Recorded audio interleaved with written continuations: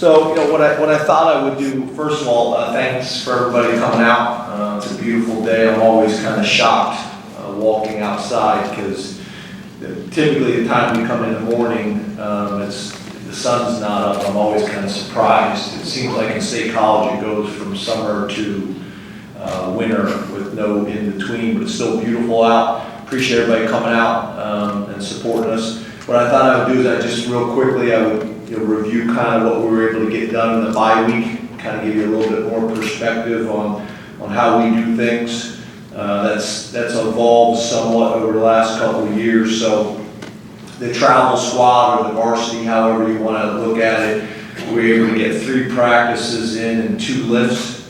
For the non-travel squad, we were able to get 4 practices in and 3 lifts.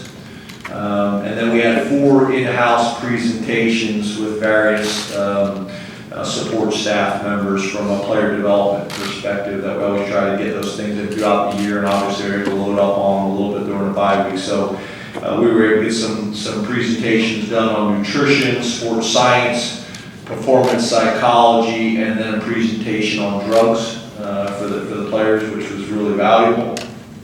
And then what the coaches did, we did those practices, and then most of us left either Wednesday afternoon, late afternoon, or Wednesday night. And then I didn't get back, a lot of the coaches got back sometime on Saturday. Got back around 11 p.m. on Saturday, so from Wednesday to Saturday. For myself, I was able to get to 25 schools and 8 different states in that amount of time, and then for the staff, we were able to get to 108 schools in 20 different states. So we were able to get a lot of work done in a short period of time. So I'm very appreciative of the staff and the recruiting staff for getting all that organized. And then something to just give you guys a heads up on, always looking to try to add to our tradition and history here. We got so many unbelievable things. One of the things that we discussed a couple weeks ago, and we're able to get it running, and we're going to do this, start a new tradition here for the homecoming game each year. We're going to have a lead bus that brings us to the stadium for our normal walk into the stadium, and that bus will be full of Penn State lettermen. So they are going to lead us into the stadium. That first bus will be a number of Penn State lettermen. Basically, it's first come, first served. Once the bus is full, the bus is full.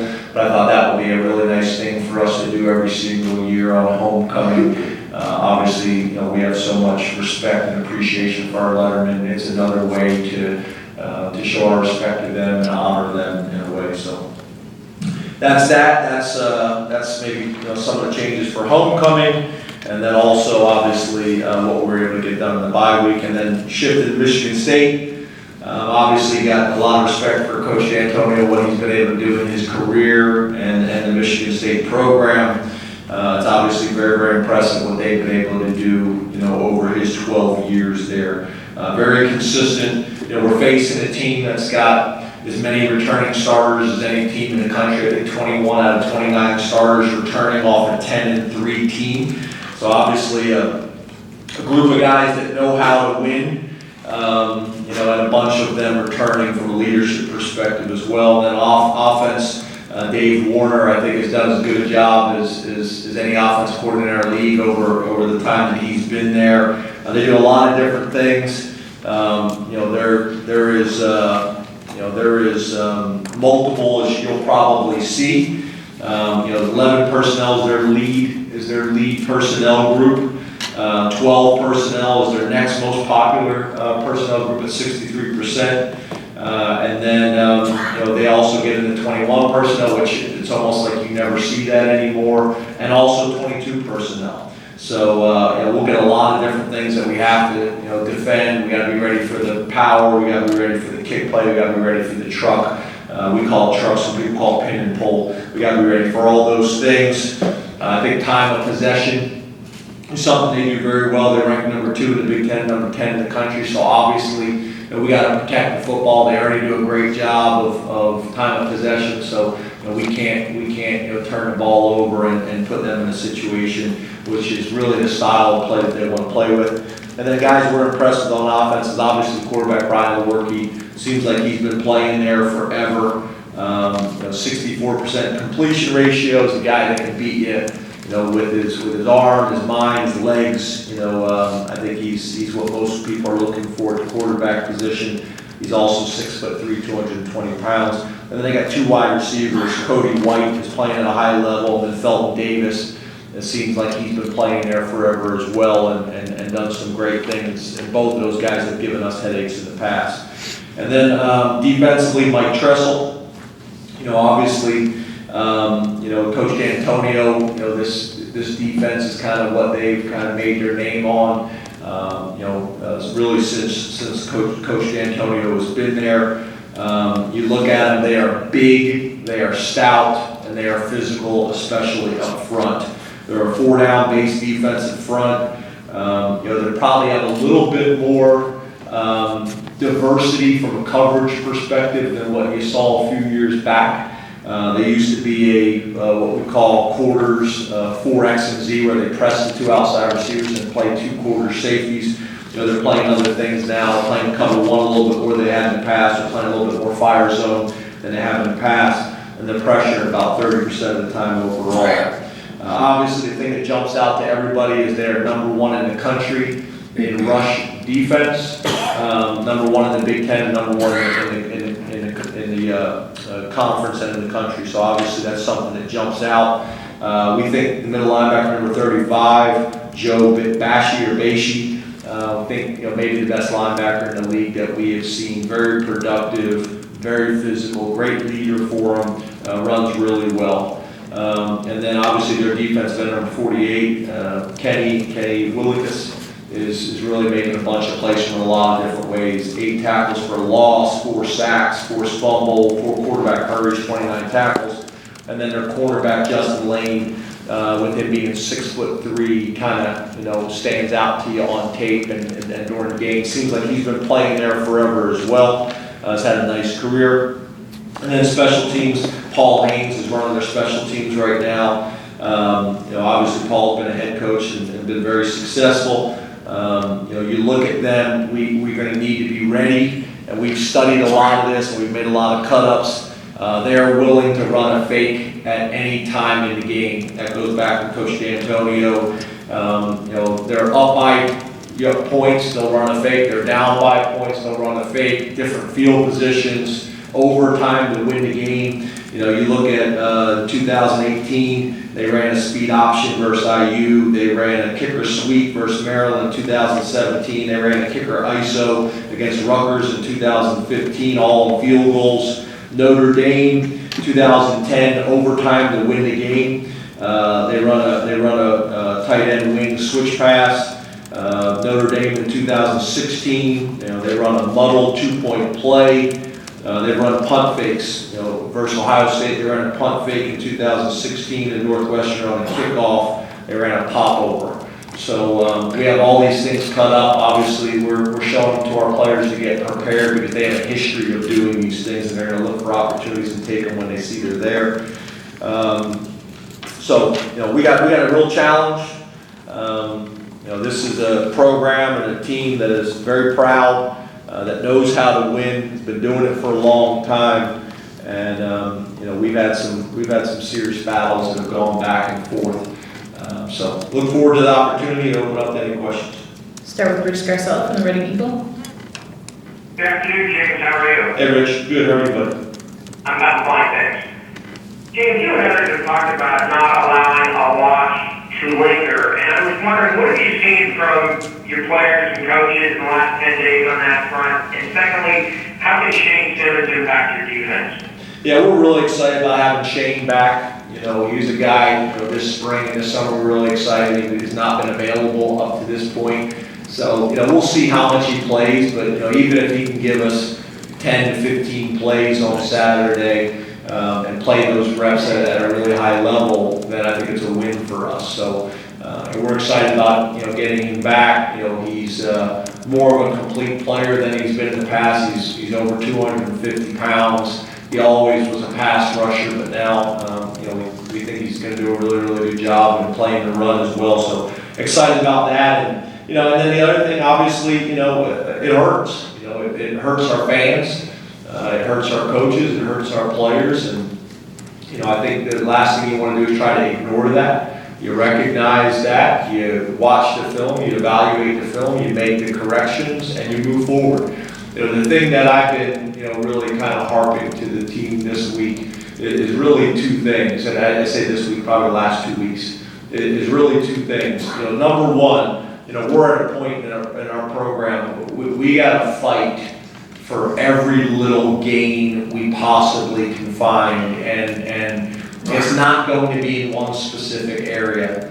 Can we improve 1% in nutrition? Can we improve 1% in sleep? Can we improve 1% in scheme? Can we improve 1% in terms of practice, effort, and focus, in meetings, in taking notes, and all those types of things? Because that's really where we're at, you know. So we've spent a lot of time talking about that and challenging each coach, including myself and the players, to all look at it that way. You know, how can we get 1% better in multiple areas? And there's tremendous value in that. So that's been the one thing.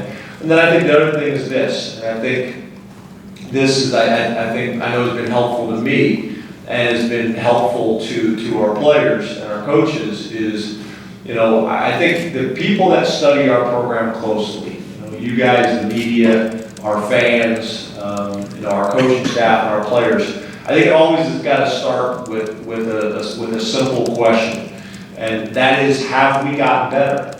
You know, I know we did not finish the game the way anybody wants us to finish the game. I get that, but okay, we understand that. We study that, we learn from that, we grow from that. But let's go back to that first question. Did we get better from week 1 to week 2? Yes. Did we get better from week 2 to week 3? So we've gotten better every single week.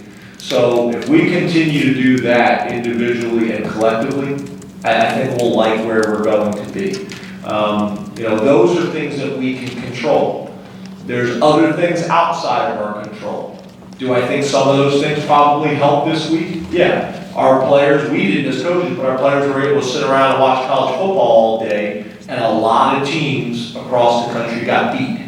Me and my wife were talking, you know, in between schools, and we were saying, is there a way to get every single team in the country to lose this weekend? I don't know if that's mathematically possible, but me and my wife were trying to come up with a way for that to happen. But you know, I know our players sat around watching college football, and a lot of teams got beat. A lot of teams got upset. So the things that we can control, which is getting 1% better in multiple areas, that's all of us, coaches, players, and everybody, and as a program, is something that we can control and we're focusing on. The other thing about have we gotten better every single week, you know, I don't think there's too many people out there that can argue different, that we haven't gotten better every single week. So those are the things that we can control, and that's what our focus is going to be. And then all the other things that are outside of our control, you know, we're going to try not to listen to those things. We're going to try not to focus on those things. And we're going to stick to our process. Bob Flounders, Harrisburg Patriot News. Hello, Jim. How you doing? Good, Bob. How are you? I'm good. Steve, Brian Workey, Michigan State quarterback, here for you today against you last year. What do you think are a couple of the key points that make them better? Well, I think obviously, you know, his mobility is a major factor. So, you know, being able to make sure that we can take some of those easy throws away from him, keep him in the pocket so he can't extend plays. So I think getting pressure is great, but being able to get pressure in a way that we keep him in the pocket so he can't extend plays. And now it's difficult to cover anybody for that long. So I think that's the biggest thing. I think, you know, if you look back, you know, with Coach D'Antonio over his career, they always want to establish a run, and when they're able to do both, they're difficult to defend. But I think, you know, with their quarterback, I think the biggest thing is make him hold on to the ball and try to keep him in the pocket. You know, obviously our contain rushers and things like that cannot allow him to break, contain, and get on the perimeter where now he can hurt you by running the ball, or now our defensive backs have to cover for an extended period of time, which is always challenging. Derek Lagarce, Both Fair Times leader. Hi, James. How are you? Good, Derek. How are you? I'm doing well. And what stood out most to you about Pat Bryant so far? How quickly have you been able to pick things up both as the receiver and the lock? I think the thing that we noticed pretty quickly is the stage just isn't too big for him. It hasn't been in the weight room, it hasn't been in practice, it hasn't been in meetings. And then you never know when lights come on, but it hasn't seemed to be there as well. He's a very confident guy, he's a very poised guy. He's physical, that's something, that we've shown the team examples of, big runs and big plays that we've had where he's pancaked people. So, he's playing really well right now. But we also have a lot of confidence, in our other tight ends as well. A couple of those guys have been banged up or had some injuries and things like that. It's great having Bowers back. We think those two guys are a really nice complement. We felt like Holland had a really good offseason and summer camp. So being able to get him back as well, we're expecting to have all these guys back, this week. And then, Danny Dalton's done some really, really nice things for us. So I think it's a really good unit. And we have enough depth there, so when we do have a bump or a bruise or whatever it may be, we have enough depth there that guys can step in and get the job done for us. So I'm pleased with how Coach Roddy has recruited that position when he was coaching that position, and I think Tyler Bowen's come in and really done a nice job with his O-line background at that position too. So I've been very pleased with him and the whole group. Mark Williams, Michelle, time morning call. Hey, Mark. Do you expect KJ Hamler to be able to play Saturday? Yeah. Frank, Yeah. leading York Daily Record. Hey, James, how you doing? Good, Frank. Good, Frank. How are you? Well, good. Staying with your receivers, how about can you explain a little bit the inconsistency with some of the guys, especially the older guys, where that's headed in your mind, and also can you tell us where Justin Shorter's progress is right now? Yeah, a lot of confidence, in our wide receivers. I know they want to play at a higher level, and I know Coach Corley wants them to play at a higher level, and they've done some really good things, but it's consistency. So I think between Trace and those guys getting on the same page and doing it every single day at practice, that will translate into the games, and we're very confident. I believe in those guys. I believe in how we do things and how we operate. So I have a lot of confidence. I have a lot of confidence there. Justin Shorter, got banged up and got some bruises and things like that, during camp, and missed a significant amount of time. And I would say it probably seems like it's more significant because when you're a young guy, those reps are critical. So it's delayed some of his opportunities and slowed down some of his development. We feel really good about that whole freshman class. That's a really good class. They've all done some really good things at times. But we also have that redshirt freshman class that are factoring in for us as well. So we'll just continue working with these guys and keep developing, keep loading them up. But I think that unit has a chance to be really special, and I know it's going to happen at some point. Hopefully it's this weekend. Joe Giuliano, Philadelphia Inquirer. Hi, James. Hey Joe, how are you? I'm good, thanks. You? Good, really good. You talked after the Ohio State game about trying to make everyone, that your team was too comfortable being the right program, and now you're trying to you want to make them uncomfortable to become elite. I just wondered how you seen your captains and your team leaders take what you said about that, and how they got the message out to their teammates, and how you got the message out to the team.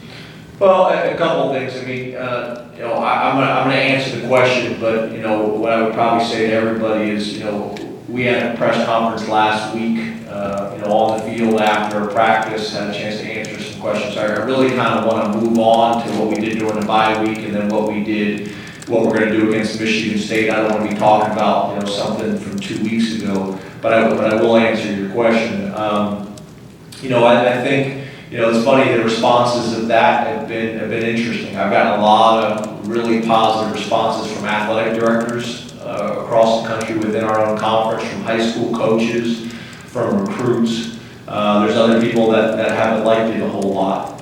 But I will tell you, one of the things we talked about with the players and with the coaches is, this is really what we've been talking about, for a while. We've made some pretty good strides. Again, I think the people that cover our program closely, from before we arrived to since we've arrived and what we've been able to do the last couple of years, I think it's clearly obvious to everybody that we're making great progress, and we've done some things that probably people would have questioned before arriving. So I think the trajectory of the program and what we're doing is really good. But I've talked about this for a while, that as hard as we've worked to get to where we are now, there's another step that has to happen. And that is difficult to do. That is challenging to do. And every stage you get to, you fight like heck to get to that stage and then break through and get to that next level. And that's kind of where we're at. One of the things that we talked about a little bit with the players is, that year we started out 2-2. And the coaches were all over everything, the players were all over everything. We had a players-only meeting, a lot of discussion with the leadership council and the captains, and then we won 9 straight. And there was a shift, there was a shift and there was a change in how we approach things, in our standards of how we do things, holding each other accountable. That's coaches, that's players to coaches, that's coaches to players, that's everything. And we need to continue on that path. We need to continue on that path and challenging each other and pushing to have that next breakthrough. So again, I'm very, very pleased with the direction of the program and where we're going. But we got to fight to get to that next level. We got to fight to get to that next stage. And like I said, it's not going to be any one moment where you have this aha moment and the light goes on. It's that daily grind on little things that most people overlook. I think you guys have heard me talk about, you go eat at a nice restaurant, a very successful restaurant. Why is that restaurant successful? Because they do all the little things better than anybody. You stay in a really nice hotel, and that hotel is really successful, and it's been successful over years and years and years. Why have they been successful? It's when you call down to the front desk, it doesn't ring more than 3 times and someone answers it. It's all those little things that add up, and we got to look at our organization the same way. How we sit in meetings, how we take notes in meetings, coaches going back through the game plan and looking through everything, with a magnifying glass, in as much detail as we possibly can, because we got to fight and scratch and claw to have that next breakthrough as a program. And I think we're headed there. All signs show that, but it's still going to be a lot of heavy lifting. Mike Gross, Lancaster Newspapers. Hi, James. How are you? Good, Mike. How are you? I'm good, thank you. Can you take me through the process of CJ Thorpe making the transition from an offensive player to a defensive player? Yeah, so we talked to CJ this summer about it. It was a discussion. We have some veteran players that played a lot of football, and then we kind of have a gap of some young players that haven't played a whole lot of football. And he is a big, strong, aggressive, powerful, violent kid with a motor. You see it on offense, and that's why the offensive coaches weren't real fired up about losing him. And I would still make the argument, I think his greatest long-term potential is on the offensive side of the ball. But he's got a lot of characteristics where you'd like to recruit 10 CJs and plug them in a lot of different places. So it just came to the point where we had a need, a more urgent, pressing need. We waited on it this summer, and then obviously got to a point where we felt like we needed to make a move, so we revisited it. Brought him in, and CJ's first response was, is this because you guys, I think he said, is this because you guys think I suck on offense? And I was like, no one thinks that. Quite the opposite. It's just because we feel like you can go over and help us. He's very strong, especially in his lower half. He's aggressive, he's explosive, he's about 323 pounds. So he gives us an older guy. You know, I think I got a question last week after the Tuesday or Wednesday practice, whatever it was, about why CJ? Well, instead of a redshirt freshman possibly who he's competing with, he's a redshirt sophomore. It's another year in the program, developing, growing. Now, obviously, it's all the fundamentals and technique, and I think the thing that's challenging is, although he picked up the system fairly quickly, there's still all the fundamentals. You know, coming off the ball as an offensive lineman is very different than coming off the ball as a defensive lineman. Where you put your hands, how you accelerate your feet, the way your base is, it's very different. But he can make up for a lot of that lack of technique and fundamentals with those other traits that I've already described. So we just got to continue speeding up his maturation process with the techniques and fundamentals. And we think we got, you know, a guy that could be a problem in there, you know, at the nose tackle position. Donnie Collins, Scranton Times Tribune. Hey, Mickey. Good, Donnie. How are you? Doing well. How is Michigan State back so good against the run? Are they doing something that you know is really impressive you in that area? Yeah, I think the biggest thing is up front. You know, their D tackles and their D ends are big, are strong, are physical, are very, very aggressive. You know, they got the two Panashuck boys inside that we recruited, you know, that are problems, that are very physical inside. Raekwon Williams is massive. He's 6'4", 300 pounds. When you watch the tape and you're looking at all those thighs and legs and rear ends, I mean, they are massive. And the defensive end, you know, Willicus, who we talked about before, is very disruptive as well. And then they got a middle linebacker that I already mentioned, that we think is one of the better, you know, linebackers, you know, that we've seen on tape this year, in Bashi. So you know, they're committed to it. If you look at this system, you know, with Coach D'Antonio, with Coach Narduzzi, with Coach Tressel, throw Narduzzi in there because obviously they come from the same family, the same tree. They've been good on defense and specifically stopping the run for a long time. So they take a lot of pride in making you one-dimensional, and you know, you see that on tape as well. You see that on tape as well. I know they take a lot of pride in it. Corey Gargell, Tuna Mirror. Corey? What positives do you take out of the first Hi, Corey. 2 minutes? Can you hear me? Hi, Corey. Hi, how are you? Good. What positives do you take out of your defense, and what did you learn about them from the first 52 minutes versus what do you think happened in the last 8 minutes? Did they get tired or worn out, or did you think that, oh, I think you do it, you take advantage?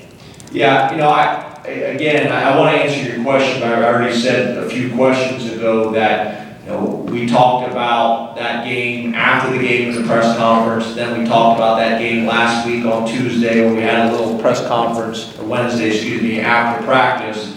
So I'd like to really talk about the bye week. I'd like to talk about Michigan State. I can talk in general about our defense. I think we took a real stride last week. Again, I think our defense played really well last week against one of the best offenses in the country, but we still got work to do. But again, I prefer you know, to answer questions about the bye week and about Michigan State and our focus on that moving forward. I had some questions about how do you move on to the next game. It's by stop talking about the previous game. So again, I know you got to do your job, and that's a question you want to ask based on what you want to write, but you know, I already kind of said a few questions ago that I prefer to keep my answers about the bye week and upcoming opponent. We'll open it up to questions here in the room. Raise your hand and we'll get a mic to you. How you doing, James? Good, how are you? Great. Can you talk a little bit about how big the bye week was for a lot of the true freshmen that you have playing? And also, do you have redshirt decisions to make now on PJ and Ricky because they're at that 4 games and they didn't play in the last game? Yeah, I don't think anything's really changed. We had already green lighted Ricky. We had already green lighted PJ, we'd already kind of made that decision that, we weren't really counting games with those guys unless something happened. We're going to play those guys this year. I do think we have some other guys that obviously have only played a little bit. We need to kind of manage that, and there's still time to make the decision. Those guys want to play. So, are we going to green light them for the second half of the season? Are we going to manage it and try to take them up to the limit where they play a decent amount but not enough to burn a year? That's the stuff that still needs to be managed, but no real changes in the original plan have been formed at this point. The bye week I think was good for a lot of our non-travel guys, whether that's older guys that are doing a great job for us each week, or whether that is young guys that have just joined the program that are trying to kind of figure some things out. Yeah, they got an extra practice. They were out in full pads, getting some live work. When the vets were just in really helmets and cleats and things like that. A lot of these plans are based on years of experience of other places that I've been, as well as talking to the sports science people and everything else. So I thought the bye week went as probably as good as it could have gone. But again, we gotta use that moving forward. Dave? James, how do you assess what you've gotten from Gross Matos through the first 5 games, and where is his game developed most over the past year? I think just more complete. I think, a lot like some of the other guys we talked about, like with Shane. I think a lot of those young defensive ends, I think early on in their career, they're just more focused on sacking the quarterback and a lot of the speed type stuff, and maybe, don't have the bodies yet to be the complete players that we need to be in the Big Ten. They can be role players in certain situations. And I think that's kind of where Etor is growing. I think he's much better against the run right now. He's very physical, he's very strong, he's got a really good motor. I think he can be even better. We've seen flashes of really good stuff.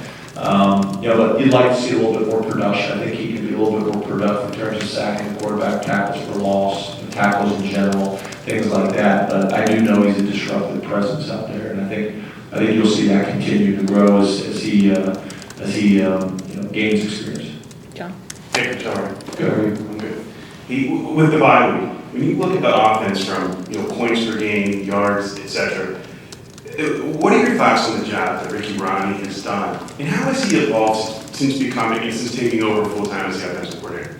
I think really good. Again, I know his coaches, myself, and all the assistants, with the fans and with the media. You focus on specific plays and specific situations, and trust me, we're looking at all those things as hard as anybody. But I do think your point is a good one.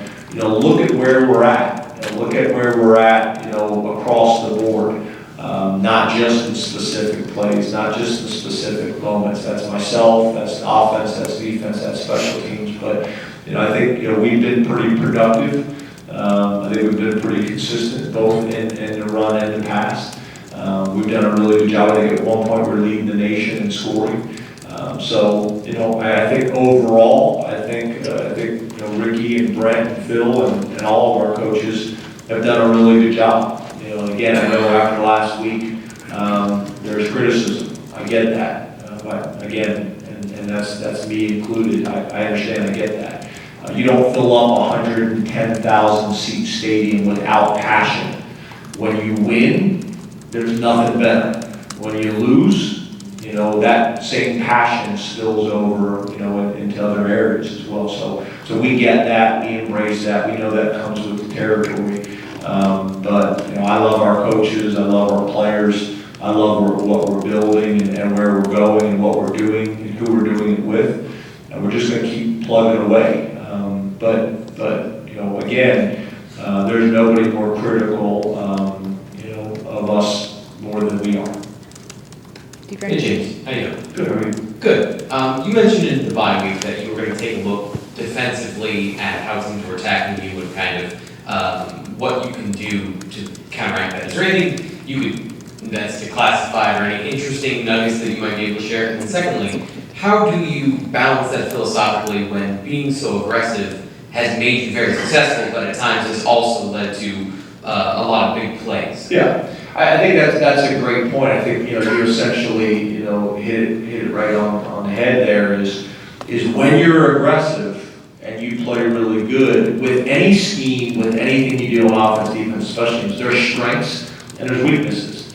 And if you're blitzing a lot, you're susceptible to the screen game. And you need to identify and know what that weakness is so that when you are blitzing and you are being aggressive like that, everybody needs to know how people will attack you when you're doing that and what our answer is. And it can't just be, I'm gonna pin my ears back and go sack the quarterback. Those responsibilities are critical as well. So the screen game is a big one. Obviously, we've worked on whether that's a traditional screen to a running back or whether that's a perimeter screen to a wide receiver. People trying to get their athletes in space. So obviously, you go through, you make a efficient play cut up. You make an explosive play cut up, you look at it, you say, okay, what themes are there? What plays are hurting us more than others? And that's other things as well that we see that are themes that people try to do to attack us week in and week out. So those are things that we spend a lot of time during the bye week in talking about. But overall, again, I go back to I think we have gotten dramatically better from week one. And we got to improve in those areas. And we'll be saying that in week 11. There's things that we're doing really well. These are areas we still need to get better at. But I think as we gain experience, not only in terms of fundamentals and technique and confidence in playing, but also I think as young players, you spend so much time focused on the defensive call or the offensive play or the special teams assignment that you have. And we got to get to the point where their responsibility and their assignment is second nature. And now they're thinking about how is the defense going to try to attack? What do I need to be aware of? What you're really trying to get all players to do, which is critical to quarterback position and critical at every position, is can you anticipate, okay, we're calling this defense, and they line up in this formation, and in this formation they typically do these 2 or 3 things.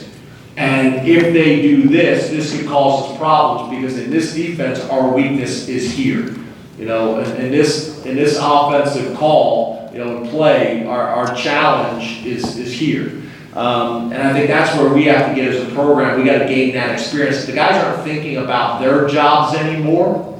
They're playing fast, and they're able to react to what the offense or what the defense or what the special teams is doing. That's the next step for us. And I would say we probably have more players doing that than not, but we got to get those not guys, up to that level where they can anticipate. That's when you really start playing fast, is when you can anticipate as a quarterback or as an offensive player based on safety rotation or linebacker skew, you know what they're going to do before the ball snaps. That's when you hear players say, well, the game is slowed down. That's what's happening. They're able to anticipate before the ball snaps what's going to happen. And that's the same thing on defense. They line up in this formation based on all the film study we've done. They're going to do one of these 3 things. And now I can identify as quickly as I possibly can and now go play fast because I know what's coming. I know what they're about to do. Hey, James. I know you guys like to kind of prepare, go through every scenario. And last year after Michigan State, you said after the game that you guys would totally analyze that weird delay and how you went about doing that. So how did you break that down in the off season? What were maybe some of the things that came of that in case you're ever faced with a weird situation like that again? I think we talked about that at our earlier press conference. I think I got asked that, after when we first came back, but I'll cover it again. Basically what we found is it's a challenging solution to come up with because essentially each team in the Big Ten doesn't really have the space needed. Who's got a room big enough that's not being used on game day to house 150 people? You know, is there always going to be the advantage to the home team? No doubt about it, based on their space. I'd like to be critical of other people's visiting locker rooms, but ours isn't great. You know, so I think you better be careful when you start taking shots at other people if you haven't really looked at yourself. Could we travel more food? Yes. And have we talked about all those things? Yes. You know, how do you get out of your wet clothes when you don't have dryers and you don't know how long the break is going to be, whether it's 45 minutes or 3.5 hours. So now are we traveling extra underclothes so we can take off the underclothes and put a new set on, all those types of things. So the things that we can control, yeah, we've got a plan for, but there's just so many things that there's not an answer for unless Penn State and every other school in the conference is going to build massive structures for rain delays that you're going to leave open whether there's good weather or not in case you get thunder and lightning. And that's not going to happen. So as much as we studied and looked at it, I think the biggest thing that we came out of it is that every school in the Big Ten should have a protocol that they go to, so that's not a scramble. Because a lot of it, you're reliant on that home stadium and what they are able to provide to you. Yeah. Hey, James, I was wondering if you can assess the field goal operation at this point, your confidence level there, and also your ball protection. It seems you guys have fumbled a little bit more this year than you had. Yeah, there's no doubt we got to do a better job of protecting the football. You know, I think you guys have heard me talk about it enough. You guys have studied the game enough. We all understand. You don't turn the ball over, your likelihood of winning skyrockets. So we talk about that. We drill it every single day, more than any place I've ever been, and it's been good to us. That plan has been good to us. So we'll stick to the plan. In terms of field goal percentage, in terms of kickoff, I think those guys have done a nice job. Our operation is good. Those guys are kicking probably at a higher level than I would have anticipated when you combine practice and games.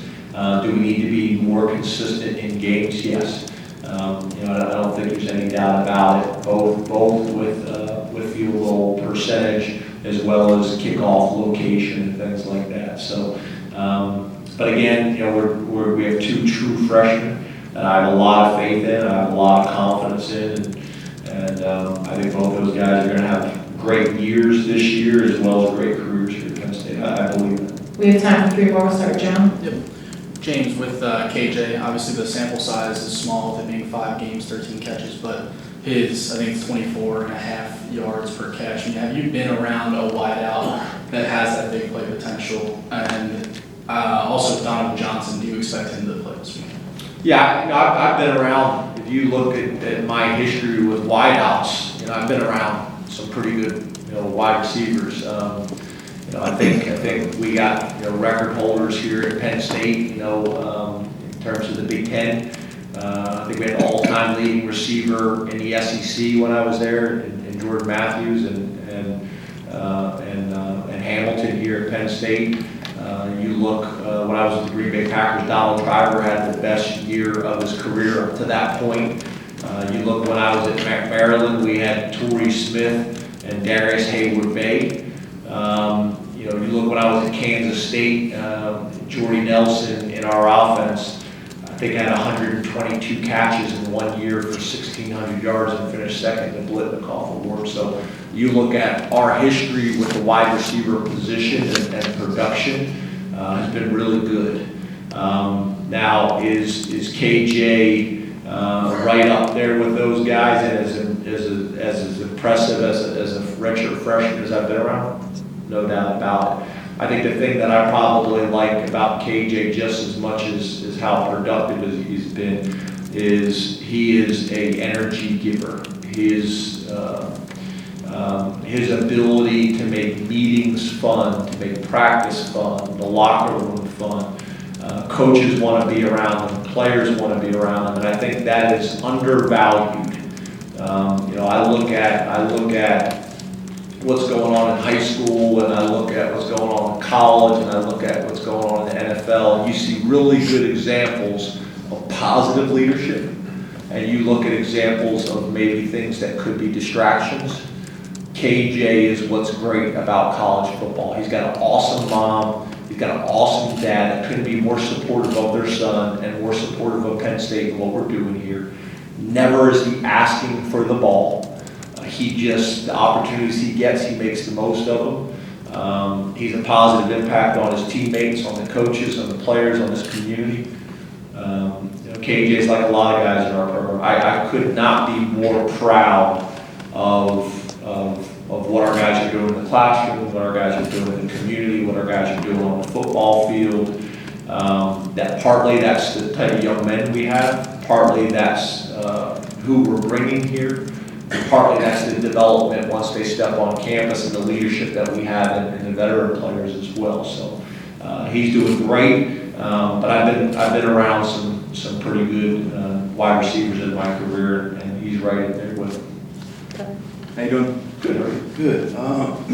Excuse me, a little bit cold. And just, I probably missed a couple wide receivers out there. And, whenever you do that, you hurt someone's feelings. I didn't mean to do that, but, I've been around some pretty good ones. Last week you mentioned the fact that, because you tightened up who was getting reps, that resulted in a little bit of running out of gas towards the end. Do you try to maintain that down, make that your formula for the next 7 games, or do you reassess, maybe open it up to more of a rotational? How do you find that balance? I think that's a really good question. I think that's a fair question. If you look at us, we've gone back and studied, again, we have looked at everything. You look at the games that we have lost like this, and there's been a few of them. What are the themes? What are the patterns? And that's part of it.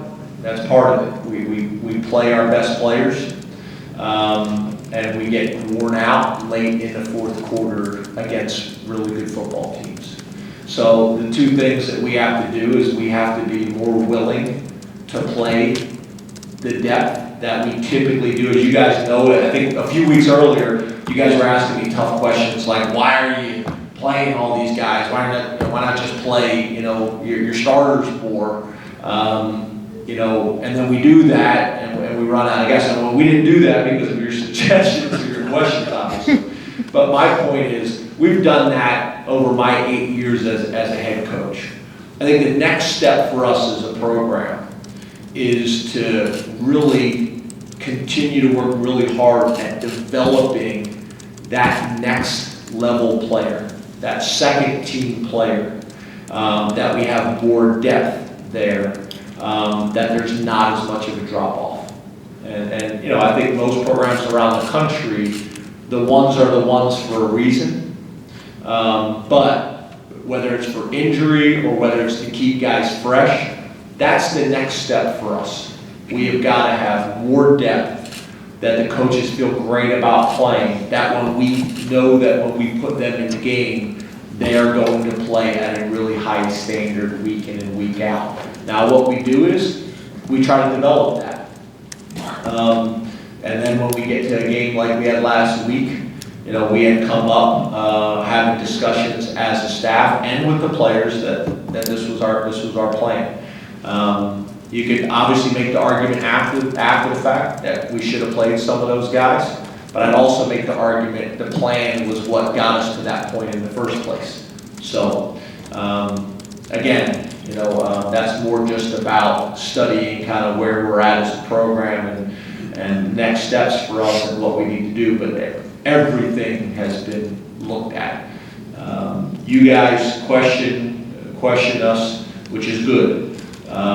The players questioning each other and the coaches questioning the players, coaches questioning each other, offense, defense, offense, and not from a defensive standpoint. I think that's something that we've done a really good job of creating a climate. I've been places where the defense knows the offense is doing something, and there's a tendency where the offense knows that the defense is doing something and it's not sound, and they don't say anything because they don't want to overstep their bounds. We don't live like that. You know, we have really good conversations in other people's worlds to give perspective.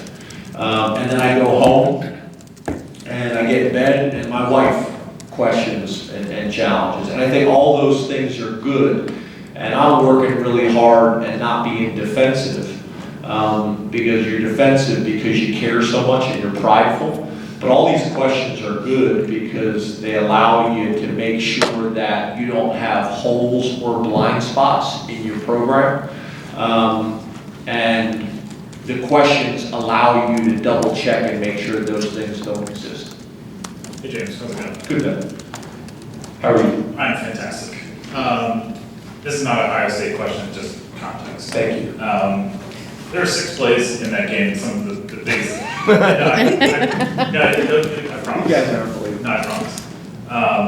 There are 6 plays in that game, some of the biggest yardages that you gained. In 4 of them, you either lost yards or didn't gain yards after that. How much of a process is it learning how to continue punching after chunk plays, especially when past 2 years showed us something you guys are good at? Yeah. I think being able to use momentum and continue that momentum is really important. You know, obviously there's a lot of things that go on that you guys and the fans are unaware of and never will be because, you know, this is not the setting or the place to do those types of things. But there's obviously reasons for when we don't execute. That is coaches making better calls, myself, the coordinators, the assistants. That is execution in terms of guys knowing their assignment and doing their assignment. And that is sometimes that the guy across the field or the guy across the line made a really good play. And there's a lot of different things that kind of go in there with those types of things. We have to control the things that we can control. You know, we gotta make the calls that we need to make at the right time. And we need to execute the plays. You know, what happens is, it doesn't seem like a lot, but the O-line makes a critical error. The D-line makes a critical error. The wide receivers make a critical error. The coaching staff make a critical error. And you have, I don't know, 6, 10 of those in a game. When your margin of error against an opponent like that is so small. Now don't get me wrong, they did too. And at the end of the day, it's going to come down when you're playing that type of opponent and you're going back and forth, 2 really good teams. It's not going to come down to, a lot of times, who makes the most plays, it's who makes the least amount of mistakes. So that's kind of what we're doing, is looking at all those things. And you know, we seem to stall out around the 30-yard line, and it's all of that. It's a little bit of scheme, it's a little bit of execution, it's a little bit that they got really good players as well. I mean, the 4th and 1 call, again, I know, here we are going back, but the 4th and 1 call, their defensive end makes an unbelievable play. He gets his hand up, bats the ball down. We got a huge play. He makes some really good play. So I really want to move on. But it's hard to answer your guys' questions, and you just guys keep asking them, and then if I don't, then I'm rude. So I don't know what the balance is. I'm still trying to kind of figure that out. Chris, help at some point, jump in and help. Thanks, Coach. You're done. Oh, thank God. That's the best way. Thanks, guys.